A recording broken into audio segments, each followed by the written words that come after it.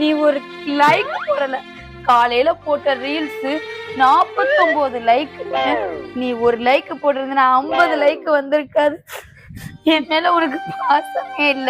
உனக்கு பிடிக்கலன்னா சொல்லி நான் எங்கேயாவது போயிடுறேன். நிறுத்துமா, எனக்கு புரியுது உன் கஷ்டம் என்னன்ட்டு.